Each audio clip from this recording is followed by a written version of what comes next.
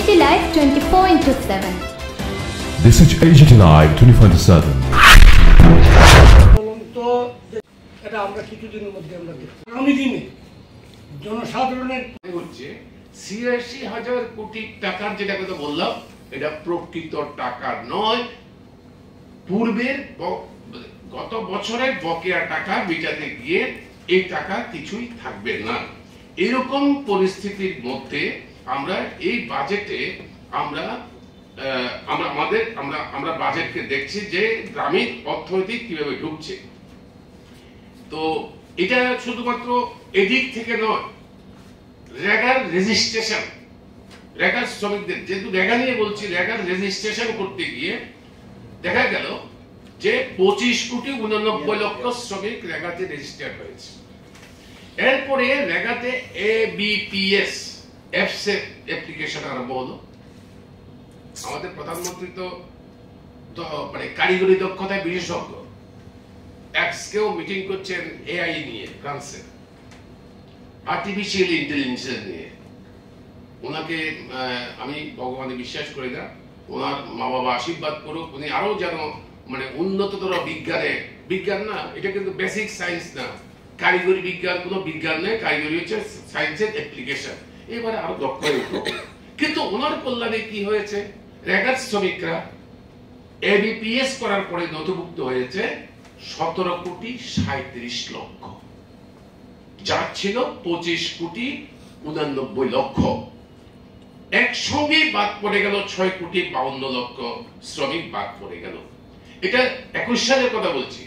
২২ সালের রেগা থেকে মোট ৭,৬০,০০,০০০ কমে গেল। ২৩ সালে এসে আরো ১,৯০,০০,০০০ কমল। মোট মিলিয়ে ৮ কোটির বেশি শ্রমিক, রেজিস্টার্ড শ্রমিক, তারা বাদ পড়ে গেল। কোথায় শ্রমিকের সংখ্যা বাড়ার কথা, এটা বাদ পড়ে গেল। তো কি হবে এখন আমাদের? এই গ্রামের নিরুদ্যোগী মানুষগুলো কোথায় যাবে? শহরে। অনুরূপ ভাবে যদি শহরে আয়ের সোর্স বাড়াতে হয়, শহরে রোজগার যোজনা, এরকম যারা নিরন্তর কাজের অভাবে ঘুরছে সে সমস্ত মানুষকে কাজ দেওয়ার জন্য এই ধরনের যোজনা চালু না করতে পারলে পরে শহর থেকে আবার গ্রামের দিকে যাবে, গ্রাম থেকে শহরের দিকে আসবে, এইভাবে ভবঘুরের মতো তারা ঘুরবে। কাজেই এটা কোনো নীতি হতে পারে না। শহরের মধ্যে এই ধরনের আমাদের বিকল্প প্রস্তাব হচ্ছে, শহরের মধ্যে এই ধরনের প্রকল্প তোমাদের চালু করা দরকার। একই সঙ্গে আপনি দেখবেন যে আমাদের এই সময়টার মধ্যে আমাদের শুধুমাত্র এই ক্ষেত্রে নয়, বেকার যুবক যুবতীর যে কর্মসংস্থান, যেহেতু বেকারির কথা বলা হচ্ছে, 14 সালে আমরা শুনেছি বছরে 2 কোটি বেকারের চাকরি। ত্রিপুরায় শুনেছি 18 সালে ঘরে ঘরে রোজগার, 50,000 সরকারি চাকরি প্রথম বছরে। আর এখন এসে সেই বেকারি কোথায় দাঁড়িয়েছে? এটা কি মামলা করবেন? উনি বলেছেন, প্রধানমন্ত্রী বলেছেন, লিখিতভাবে দিয়েছেন, কাগজে দস্তখত করে কংগ্রেস দল বলেছে 50,000 চাকরি দেবে প্রথম বছরে। এখন তো 8ম বছর চলছে। এখন যে চাকরি দিচ্ছেন, এই কারা পাচ্ছে চাকরি, তার তালিকার কোথায়? তালিকাটা দিন না। আমি তালিকার কথা কেন বলছি? আরে ওরা দিচ্ছে না, আমি বলছি না, যারা দিচ্ছে সন্দেহ করছে, অনেকে বলছে, এবং এটা প্রমাণিত সত্য। আগের বারে যা দিয়েছে, ওই দিন বিবেকানন্দ ময়দানে যে চাকরি মেলা করলো, কারা চাকরি পেয়েছে? সোশ্যাল মিডিয়ায় ভাইরাল হয়ে গেল কি বহিরাজ্যের লোকরা চাকরি পেয়েছে। কোন চাকরি? Group D, group C. Group D, group C ত্রিপুরার ছেলে মেয়ে চাকরি করতে পারে না, যোগ্যতা নেই। কেন বহিরাজ্যের ছেলে মেয়ে চাকরি করবে? আমি আজ পর্যন্ত আমার নজরে পড়েনি, আপনাদের যদি নজরে পড়ে থাকে ভালো। সরকারের তরফ থেকে কোনো কন্ট্রাডিকশন নেই যে না আমাদের রাজ্যের ছেলে মেয়ে চাকরি পেয়েছে। অসুবিধা কি? তালিকাটা দিয়ে দিতে হয়, তাদের ঠিকানাটা দিয়ে দিলে হয়। তারা কোন ভাগ্যবান ব্যক্তিরা যারা চাকরি পেয়েছেন, তারা চাকরি পাক, আমাদের কোনো আপত্তি নেই, চাকরি পাক। কিন্তু কথা রাখছে না, অসংখ্য শূন্য পদ পড়ে রয়েছে। স্কুলগুলোতে শিক্ষক নেই, গ্রামগুলোতে BLW নেই, গ্রামগুলোতে পঞ্চায়েত সেক্রেটারি নেই, এই সমস্ত চলছে, কেউ দেখবার মতো নাই, অফিসগুলো খালি যাচ্ছে। স্বাস্থ্য ক্ষেত্রে আরো ভয়াবহ অবস্থা। শুনেছি স্বাস্থ্য ক্ষেত্রে কিছু কর্মী নিয়োগ হয়েছে, ডাক্তার নয়, কিছু কর্মী নিয়োগ হয়েছে, তবু ভালো। যদি মেশিন পত্র, যন্ত্রপাতি, পরীক্ষা নিরীক্ষা ইত্যাদি কিছু চলতে পারে, এরা কবে কিভাবে পেয়েছে, আমরা আমাদের বক্তব্য হচ্ছে সরকার মানুষের কাছে তার দায়িত্ব হচ্ছে এগুলো মানুষের কাছে পরিষ্কার পরিচ্ছন্ন করে এগুলো বলা। কাজেই এগুলো সরকার লুকিয়ে রাখছে। ভয়াবহ বেকারি তৈরি হয়েছে। এর মধ্যে আমাদের দেশে চাকরির অভাবে পড়ে চাকরি না পাওয়ার ফলে আমাদের দেশ থেকে বিদেশে চলে যাচ্ছে। ওই তো ওই দিন আমেরিকার মানে মালবাহী জাহাজে, সামরিক বাহিনীর মালবাহী জাহাজে করে পাঞ্জাব, হরিয়ানা, বিশেষ করে ওই সমস্ত জায়গার লোকদের ফেরত পাঠানো। এইভাবে ট্রাম্প প্রশাসন আরো লোক ফেরত পাঠাবে। আমাদের দেশের বিভিন্ন শ্রমিকরা বা টেকনোক্র্যাটরা যারা বাইরে কাজ করছে তাদেরকে সবাইকে ফেরত পাঠালে পড়ে ভারতবর্ষের কি অবস্থা হবে চাকরির বাজারে, বিশেষ করে রোজগারের বাজারে, এটা ভাবতেও মানে এখন এই হয়। এই বাজেট কি করেছে? নির্দিষ্ট বরাদ্দ থাকে ইনফ্রাস্ট্রাকচার ডেভেলপমেন্টের জন্য, শিল্পের ডেভেলপমেন্টের জন্য টাকা বরাদ্দ থাকে। শিল্প মানে সেখানে কাজ কর্মসংস্থানের সুযোগ, পরিকাঠামো উন্নয়ন মানে চাকরির সুযোগ। এখানে কোনো টাকা বরাদ্দ কমে গেছে, বরঞ্চ শিল্প যা ছিল সেই শিল্পগুলো বন্ধ হয়ে যাচ্ছে, ঢুকছে। এখন বাইরে তো আমরা এখানে, আমি জানি না, একটা বিলাসবহুল হোটেলের মধ্যে আমরা মেলা করলাম, আমাদের সরকার এখানে রাজ্যের সরকার মেলা করলে ইনভেস্টমেন্টের জন্য বহিরাজ্য থেকে প্রাইভেট ইনভেস্টমেন্ট পাঠাও, হ্যাঁ পাঠাতে হবে, ভালো। কত টাকা, কত টাকা কার্যকরী হবে? যা তো ছিল ওই জুট মিল, অল্প কিছু ছিল, ওই যে আপনার এখানে নারামেক, তারপরে আপনার এখানে বুজ্জনগর, সরি বুজ্জনগর বন্ধ হয়ে যাচ্ছে। আমাদের যে উত্তর পূর্বাঞ্চলে শিল্প করার জন্য যে সাবসিডি, এটা নিয়ে পালিয়ে যাচ্ছে। আমি ডক্টর সাহাকে আমার বিনম্র অনুরোধ,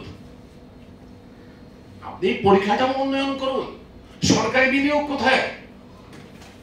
আপনি বেসরকারি বিনিয়োগের কথা বলছেন। বেসরকারি বিনিয়োগ তখনই হবে, ব্যবসা করবার জন্য, আরো টাকা আসবার জন্য তারা তখনই করবে যখন সরকারি বিনিয়োগ থাকবে, তখনই বেসরকারি বিনিয়োগও আরো বাড়বে। উনি বলেছেন স্বাস্থ্য এবং শিক্ষাতে বিনিয়োগ করবেন। আমাকে বলুন দেখি, গত 8 বছরে বিজেপি জোট সরকারের রাজত্বে, মথার সরকারের রাজত্বে কটা স্কুল হয়েছে সরকারি? কটা হাসপাতাল হয়েছে? এইমস কি হয়েছে? সরকারি কোন পরিকাঠামো, সরকারি কোন স্বাস্থ্য পরিকাঠামো, স্কুলের, বিশ্ববিদ্যালয়ের কোন পরিকাঠামো হয়নি। যাই হচ্ছে তাও প্রাইভেট। ওখানে কি চাকরি হবে? কারা চাকরি পাবে? এই রাজ্যের ছেলে মেয়েরা চাকরি পাবে বা সুযোগ পাবে, এই গ্যারান্টি আপনি দিতে পারেন না। এরা ব্যবসা করতে আসবে। কাজে আমাদের অনুরোধ কি, এই বাজেটের মধ্যে কেন বলছে কথা, সরকার তার বাজেটে পরিকাঠামো ইত্যাদি ক্ষেত্রে বিনিয়োগ বাড়াও এবং কর্মসংস্থানের সুযোগ সৃষ্টি করো। একইভাবে রাজ্যগুলোকে টাকা দাও, শেয়ার অফ ট্যাক্সেস, রাজ্যগুলোকে টাকা দাও, যাতে করে রাজ্যগুলো তার পরিকাঠামো উন্নয়নের জন্য টাকা ঢালতে পারে। এটা যদি হয়, শিক্ষিত থেকে অর্ধশিক্ষিত বা অশিক্ষিত সবারই কর্মসংস্থানের সুযোগ হবে। তখনই বিদেশি শিল্পপতিরাও, আমাদের দেশের না, বিদেশি শিল্পপতিরাও আমাদের রিসোর্স, আমাদের শ্রমশক্তিকে, যেখানে কাঁচামাল আছে, যেখানে শ্রমশক্তি আছে, শিল্পপতি সেখানে যাবে, আমাদের শ্রমশক্তিকে নেওয়ার জন্য ওরা আসবে। কিন্তু এই পথে ভারত সরকারের বাজেট নয়, এই পথে ভারত সরকারের বাজেট হাঁটছে না। কি করছে এই বাজেটের মধ্যে? আপনারা অবাক হয়ে যাবেন। এই বাজেট মূল্য বৃদ্ধি কমানোর পরিবর্তে আপনার এরা এমন অবস্থা তৈরি করেছে, আপনার আইসিডিএস হতে আরম্ভ করে এই যে স্কিমের বিভিন্ন শ্রমিক, ভারত সরকারের স্কিম, রাজ্য সরকারের স্কিম, ওদের জন্য তো টাকা বরাদ্দ থাকবে। ওরা কিভাবে কোন সপ্তাহে কাজ করবে, বেতন মজুরি কত পাবে, কি হবে না হবে, সব এক পয়সা সেখানে বাড়েনি, বরং সেখানে অর্থ হ্রাস পেয়েছে, বরাদ্দ হ্রাস পেয়েছে। এইভাবে আমাদের মিড ডে মিল পরিকল্পনাগুলোতে কারা খায়? বড় লোকের ছেলে মেয়েরা খায় না, গরিবের ছেলে মেয়েরা স্কুলে এখন যাচ্ছে না, স্কুল ছাড়াই হয়ে যাচ্ছে। এবং এইভাবে ওইখানে আপনার আইসিডিএস থেকে আরম্ভ করে বিভিন্ন স্কিমের যে শ্রমিকরা, এই শ্রমিকরা, কর্মচারীরা, মহিলারা, আরেকটা জিনিস লক্ষ্য করবেন, আমাদের দেশের উপজাতি, তফসিল জাতি, ধর্মীয় সংখ্যালঘু, এদের জন্য বাজেটের যে সুযোগ সুবিধা 1 ইঞ্চি তাতে বাড়েনি, বরঞ্চ তাদের প্রতি নজর না দিয়ে অবহেলা করা হচ্ছে। এদের প্রতি নজর না দিয়ে যদি অবহেলা করা হয়, দেশের একতা সংহতি বিপন্ন হবে, ঐক্যবদ্ধ করা যাবে না। এই জন্যই আমরা আপনাদের মাধ্যমে আমাদের এর কাছে আমরা বলবো যে আপনারা আসুন, আমরা এই প্রতিবাদ জানিয়ে আমরা বামপন্থী দলগুলো আমরা একসাথে আমরা ভিন্ন ভিন্ন ভাবে আমরা মিছিল মিটিং করেছি। আপনাদের ডাকার মূল উদ্দেশ্য হচ্ছে এই বাজেটের অন্যান্য আরো অনেকগুলো বিষয়, সেই বিষয়গুলোকে নিয়ে জনমত তৈরি করবার জন্য আমরা জনমত তৈরি করতে পারি, আমাদের সংসদ সদস্যরা পার্লামেন্টে তার বিকল্প প্রস্তাব উপস্থিত করতে পারে। আমরা বিকল্প প্রস্তাব উপস্থিত করে জনমত আদায় করার জন্য আগামী 14 তারিখ, মানে এই মাসের 14 তারিখ শুক্রবার আগরতলাতে আমরা গণ অবস্থান করব। বিকেল 3:30 থেকে 5:30 পর্যন্ত আমরা গণ অবস্থান করব। শকুন্তলা রোডে আমরা গণ অবস্থান করব। আপনাদের কাছে আমাদের অনুরোধ, আপনারা সেই গণ অবস্থানে আসবেন। আপনাদের মাধ্যমে আমাদের মানুষদের কাছে, আপামর জনসাধারণের কাছে আমাদের আবেদন থাকবে, আপনারাও এই গণ অবস্থানে সামিল হোন, আমাদের বক্তব্যকে যাচাই করুন এবং সরকারের উপরে চাপ সৃষ্টি করুন। সরকার যেন জনমুখী কিছু কর্মসূচি নিতে পারে, তা না নিলে পরে মানুষ তাকে প্রত্যাখ্যান করুন। তার জন্য আপনাদের মাধ্যমে আমাদের আবেদন। আমি এই কথাগুলো বললাম। আমাদের বন্ধুরা, খরচটা সংকোচন হওয়ার ফলে, বিভিন্ন বাজেটে বরাদ্দটা সংকোচন হওয়ার ফলে কি হবে? সবচেয়ে বেশি আঘাতপ্রাপ্ত হবে আমাদের দেশের খাদ্য সুরক্ষা। ভারতবর্ষের মতো এত বড় দেশে, 140 কোটি বিশ্বের বৃহত্তম জনসংখ্যার দেশ, সেই দেশে যদি খাদ্য নিরাপত্তা না থাকে, তাহলে পরে সেই দেশ ভিক্ষা পাত্র দিয়ে ঘুরতে হবে। আমাদের দেশের খাদ্য নিরাপত্তা দারুণভাবে বৃদ্ধি হবে এবং সামাজিক সুরক্ষা। ভারতবর্ষ, আপনারা জানেন, আমাদের কনস্টিটিউশনের প্রিএম্বারে লেখা আছে একটা কল্যাণকামী রাষ্ট্র।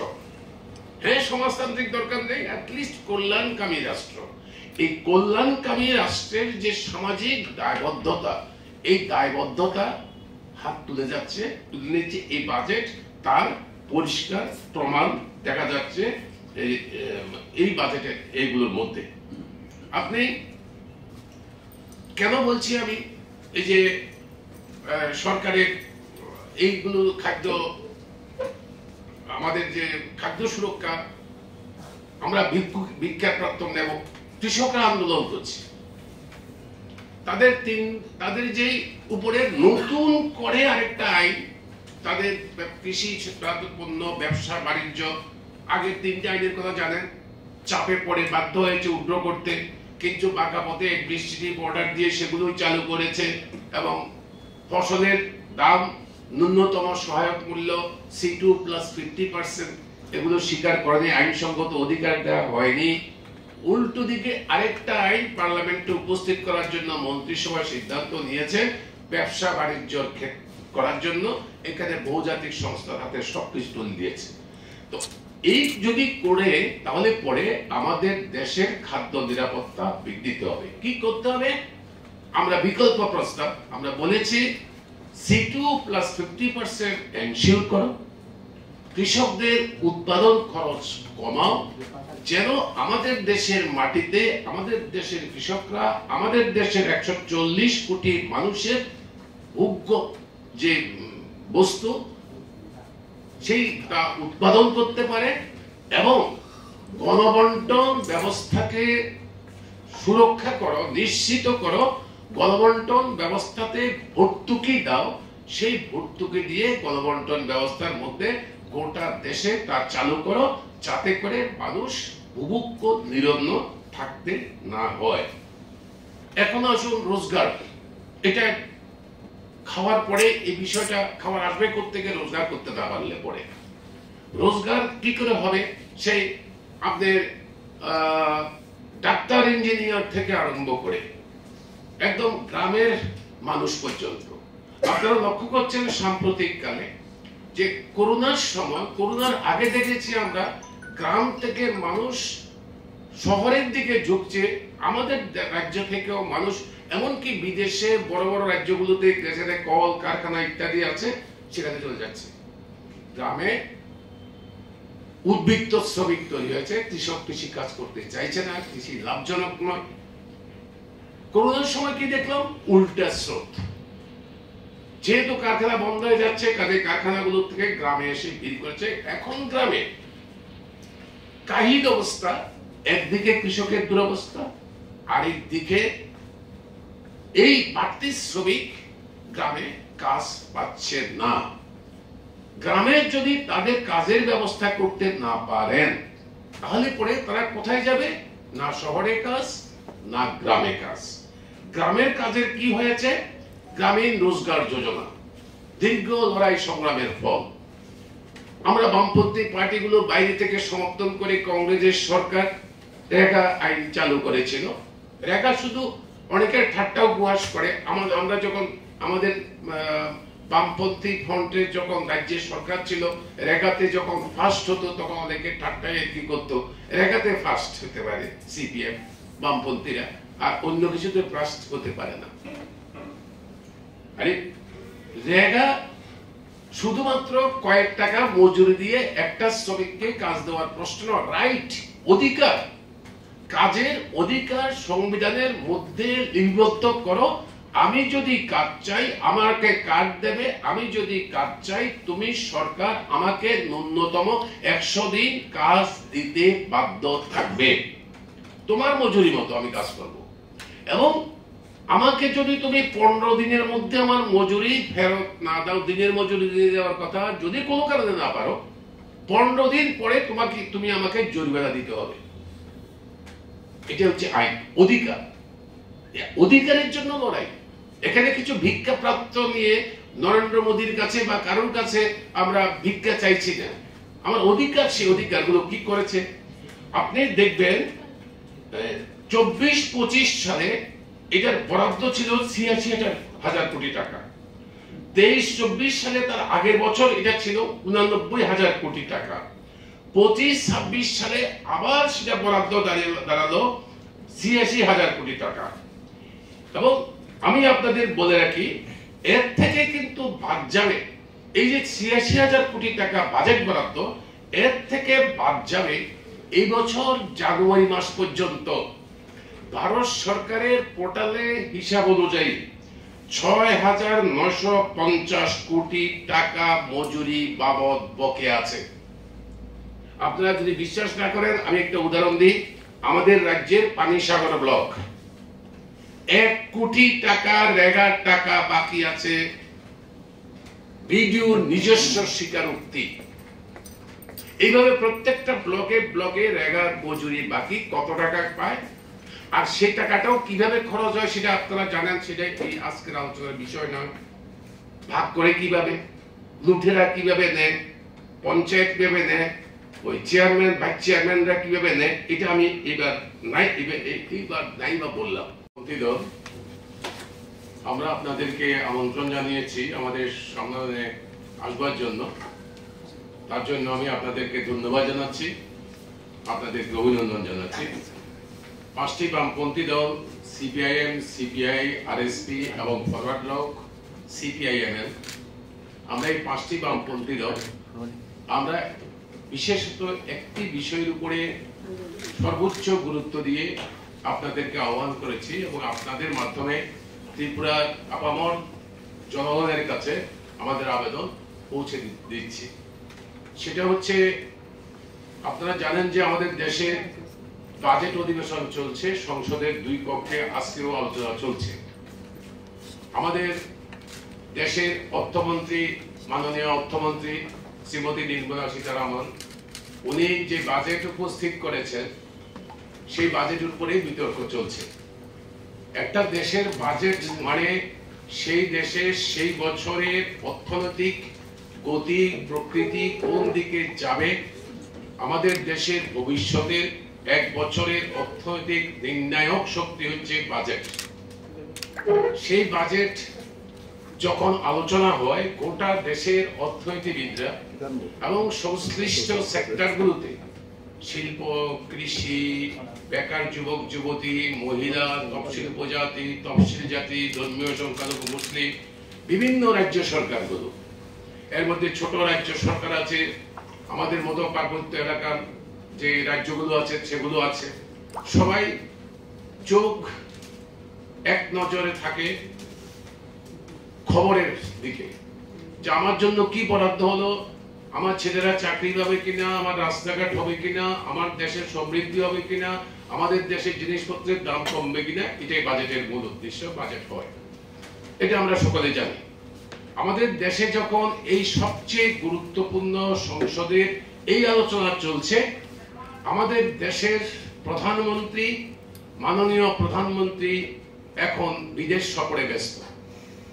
আমি এটা বলছি না কি বিদেশ সফরের কোনো গুরুত্ব নেই, অবশ্যই গুরুত্ব আছে, কিন্তু সময়টা বাছাই করার প্রশ্ন। যখন সরকার প্রধান, আপনারা জানেন যে এটা যতই বিজেপি নেতৃত্বাধীন জোট সরকার হোক না কেন, সরকার চালাচ্ছে দুজন, নরেন্দ্র মোদী এবং অমিত শাহ। এখন প্রধানমন্ত্রী নিজে চলে যাচ্ছেন বিদেশে, সেই সময় এই বাজেট হচ্ছে, বিতর্ক চলছে। আমরা বামপন্থীরা 5টি দল আমরা বলেছি এই বাজেট উপস্থিত করার আগের দিন যে অর্থনৈতিক সমীক্ষা রিপোর্ট মাননীয় শ্রীমতী সীতারামন যে উপস্থিত করেছেন, তাতে গোটা দেশের অর্থনীতিবিদরা এই বাজেট কি হতে পারে তার অনুমান ঠিক করে দিয়েছেন। সেই সমীক্ষার মূল বিষয় কি? সাধারণ মানুষের, সরকারের স্বীকৃতি, আমাদের বক্তব্য না, সাধারণ মানুষের ক্রয় ক্ষমতা কমেছে। আপনারা সংক্ষিপ্ত করার জন্য বলছেন, আমি সংক্ষিপ্ত শুধু পয়েন্টটাই বলছি। গ্রাম ও শহরের জিনিসপত্রের মানুষের ক্রয় ক্ষমতা কমে গেছে, ভোগ্য ব্যয় কমে গেছে। 3 নম্বর হচ্ছে বেকারত্ব গ্রাম এবং শহরে নিদারুণ ভাবে বেড়ে গেছে।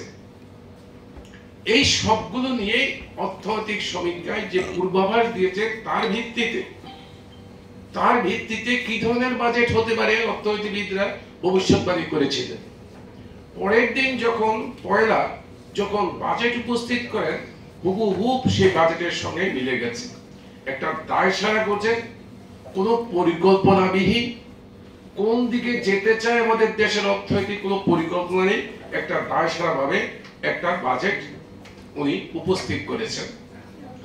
যাই হোক, আমরা 5টি বামপন্থী দল এই বাজেটের তীব্র বিরোধিতা করি।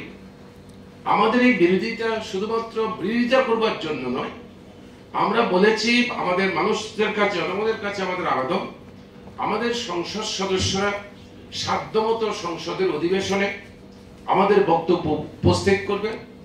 আমরা বামপন্থী দলগুলো, আপনারা দেখেছেন 1 তারিখের পর থেকে আগরতলা শহর সহ ত্রিপুরার বিভিন্ন জায়গাতেও দেখেছেন যে আমাদের পার্টি সিপিআইএম এবং অন্য বামপন্থী পার্টিগুলো, বিভিন্ন শ্রমিক, কৃষক, মহিলা, যুবক, বিভিন্ন সংগঠনগুলো তাদের বক্তব্য তারা মানুষের কাছে উপস্থিত করেছেন, রাস্তায় মিছিল করেছেন, মিটিং করেছেন, সংবাদ মাধ্যমের কাছে বলেছেন।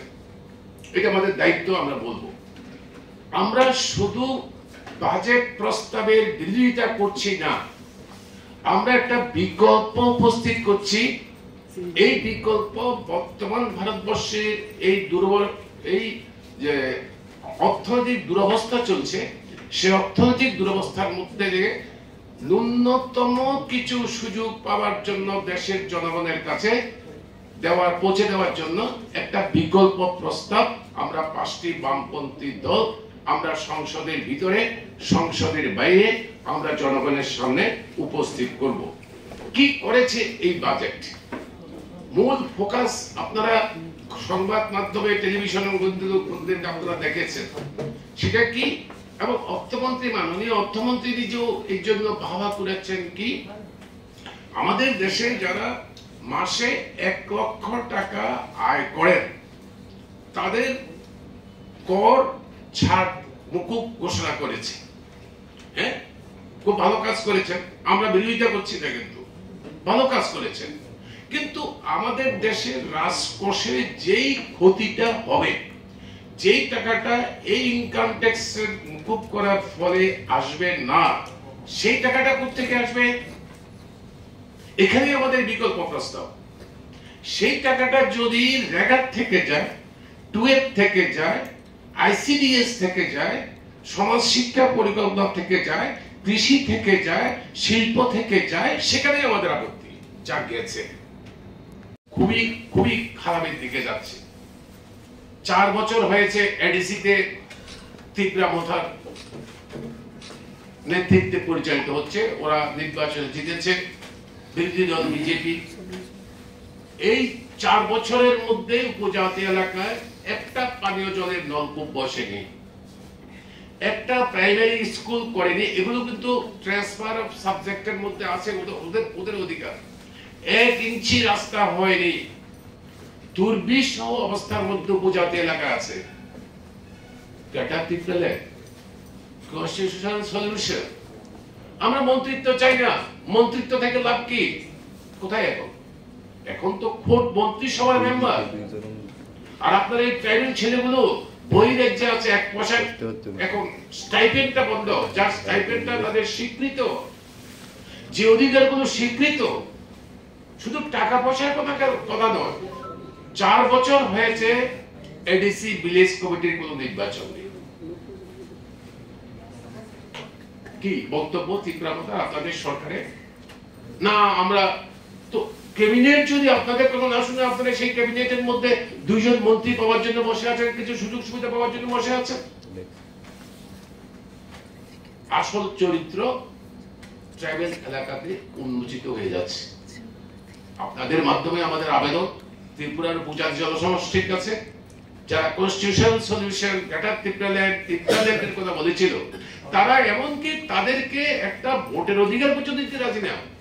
4 বছর হয়ে গেল, ভিলেজ কমিটি ইলেকশন করলো না, একটা কিছু করলো। যা টাকা পয়সা যাচ্ছে সেই টাকা পয়সা ওদের মধ্যে ভাগ হয়ে যাচ্ছে। কি চেয়ারম্যান কোনো কাজ নেই, কিন্তু chairman, vice chairman, deputy chairman তাদের বেতন ভাতা আছে, প্রত্যেক পঞ্চায়েতে পাচ্ছে।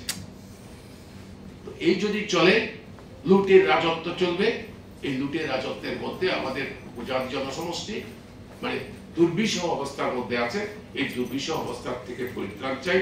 আমরা একই সঙ্গে এই কথাগুলো আমরা বলবো, ঠিক আছে? কিন্তু এইভাবে যাওয়াতে আমরা বিরোধিতা করছি। আমরা বলছি যে আমাদের দেশের যারা কর্পোরেট হাউস অতি ধনী, অতি ধনীদের 4% হারে 4% হারে যদি ট্যাক্স বাড়ানো হয়, তাহলে পরে আমাদের দেশের 1 লক্ষ পর্যন্ত আয়, তারা যেটা 12 লক্ষ বলছে বছরে, এই 12 লক্ষ পর্যন্ত আয়ের ফলে যে রাজস্বের ক্ষতি হবে তার চেয়ে কয়েক গুণ বেশি ভারতবর্ষের কোষাগারে অর্থ জমা হবে। যেই টাকা দিয়ে আমাদের দেশের কর্মসংস্থানের সুযোগ তৈরি হবে, আমাদের দেশের পরিকাঠামো তৈরি হবে, যেই টাকা দিয়ে আমাদের দেশের কৃষি শিল্প বাঁচবে। এবং সেই জন্যই আমাদের বিকল্প প্রস্তাব আমরা একটা একটা করে আপনাদের কাছে আমি বলবো। সেটা হচ্ছে কি, যেমন ধরুন কি করেছেন উনি কি করেছেন, উনি যেমন ধরুন আমি একটা উদাহরণ দিই, সবটা বলতে পারবো না, আপনাদের কাগজেও বেরিয়েছে প্রধানমন্ত্রী ধনধান্য কৃষি যোজনা, নতুন যোজনা। আপনারা সবাই যারা বুঝতে ভিতরে ঢুকলো তারা হয়তো দেখলো, যারা দেখলো না তারা হাত টান দিল। এবং আগরতলা শহরে কি র্যালিটা সম্বোধনা দিচ্ছে, মানে এই মানে বাজেটকে ধন্যবাদ র্যালি। কৃষক কি পেল এই যোজনার মধ্যে 1 টাকাও তাতে কিন্তু বরাদ্দ নেই। দয়া করে আপনারা বইটা খুলে দেখেন, বাজেট বরাদ্দের বইটা, প্রস্তাবটা খুলে দেখেন। প্রধানমন্ত্রী ধনধান্য কৃষি যোজনা কি করেছে, তার মধ্যে কি বলা আছে, কোনো টাকা ধরা নেই। কি বলা হয়েছে, বর্তমানে যেই প্রকল্পগুলো আমাদের দেশের কৃষি ক্ষেত্রে চালু আছে সেই প্রকল্পগুলোকে একযোগে নিয়ে একটা প্রকল্পের নাম দিয়েছে প্রধানমন্ত্রী ধনধান্য কৃষি যোজনা। এখানেও তো একজন দেখলাম মনপুরে নাচছে এই কথা বলে, প্রধানমন্ত্রী ধনধান্যে পুষ্পে ভরা আমাদের এই বসুন্ধরা বলে নাচানাচি করছে। কিন্তু কৃষকরা কিন্তু ওরা সচেতন করবার আমাদের দায়িত্ব, আমরা তাদের এইভাবে আমি একটা একটা করে বলতে পারি। শিল্পের জন্য কি করেছে কি জানেন, এই সংযুক্তিকরণ করে কি লাভ হয়েছে। আপনারা জানেন যে প্রধানমন্ত্রী ফসল বীমা যোজনা ছিল, এই যোজনার থেকে 3000 টাকা কমিয়ে দিয়েছে। এই নতুন এটা একসঙ্গে অ্যামালগেট করে যুক্ত করতে গিয়ে 3000 টাকা কম 3000 কোটি টাকা, সরি 3000 কোটি টাকা আপনার কমে গেছে।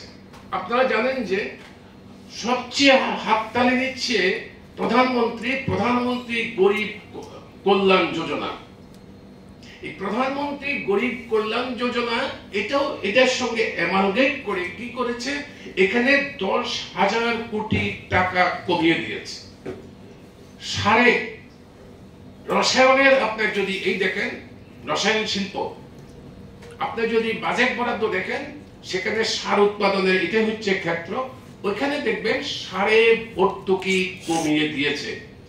আপনারা জানেন যে আমাদের দেশে উদারীকরণ নীতি চালু হওয়ার পরে আমাদের দেশের উৎপাদিত সার দিয়ে আমাদের দেশের কৃষকদের কিছু চলে না, বিদেশের উপরে নির্ভর করতে হয়। সারের অস্বাভাবিক দাম বেড়ে গেছে, ইউক্রেন যুদ্ধের পরে আমদানি খরচ অনেক বেড়ে গেছে। এই সমস্ত বিষয়গুলো আপনারা জানেন। কৃষি ও কৃষক কল্যাণ মন্ত্রক যেটা আছে, দপ্তর, ডিপার্টমেন্ট, এই ডিপার্টমেন্টের বাজেট বরাদ্দ 2.5% কমেছে। রসায়ন ও সার মন্ত্রকের বরাদ্দ 13% কমেছে। গ্রাম উন্নয়নের বাজেট বরাদ্দ আমি বলবো এটাই হচ্ছে এই বাজেটের সর্বোচ্চ বৈশিষ্ট্য। আপনারা দেখছেন আমাদের রাজ্যেও ওদিকে প্রধানমন্ত্রী ঘোষণা করেন একটা যোজনা, আবার মুখ্যমন্ত্রীর নামে একই রকম যোজনা একই যোজনার মধ্যে ঢুকিয়ে দিয়ে আপনি রোগী কল্যাণের কথা বলছেন, স্বাস্থ্যের কথা বলছেন, অমুকের কথা বলছেন, তমুকের কথা বলছেন। আর হসপিটালগুলো দেখেন, গিয়ে দেখেন। ওদিন আমি আইএলএস হসপিটালে আমার নিজস্ব একটা কাজে গিয়েছিলাম, ওরা বলছে না হবে না, ওই সমস্ত কার্ড দিয়ে আমি একটা রোগী নিয়েছিলাম, সেই রোগীকে হবে না, কারণ আমার অনেক টাকা বকেয়া দিচ্ছে না। তো আমি জাস্ট এটা বলার জন্য আমাদের দেশের রাজ্যের মানুষের কাছে যে যোজনা মুখ ভরা গাল ভরা প্রতিশ্রুতি দিলে চলবে না, রূপায়ণ কি হচ্ছে সেটাই আপনাদের দেখা দরকার। কি করছে, দ্বিতীয় বৈশিষ্ট্য কি? তৃতীয় বৈশিষ্ট্য হচ্ছে পাবলিক প্রাইভেট পার্টনারশিপ। সমস্ত সরকারি আধা সরকারি সংস্থাগুলো যেগুলো আছে সেগুলোর সমস্ত কিছু এখন প্রাইভেট পার্টনারশিপে প্রাইভেটদের কাছে দিয়ে যাচ্ছে। যেমন ধরুন এলআইসি 74% ভারত সরকারের ছিল, বাকিটা প্রাইভেট ছিল। এলআইসি নিজে এই টাকা দিয়ে ব্যবসা করে না, এই টাকা দিয়ে আমাদের দেশে রেল হয়, আমাদের দেশে শিল্প হয়, আমাদের দেশের মানুষের ঘরবাড়ি তৈরি করার জন্য যে প্রধানমন্ত্রীর যে প্রকল্প, এলআইসির টাকা, জলের জন্য যে টাকা এলআইসি থেকে টাকা দেয়। এলআইসি একটা রাষ্ট্রীয়কৃত সংস্থা। এই এলআইসির 100% শেয়ার বিদেশি বিনিয়োগে চলে যাচ্ছে।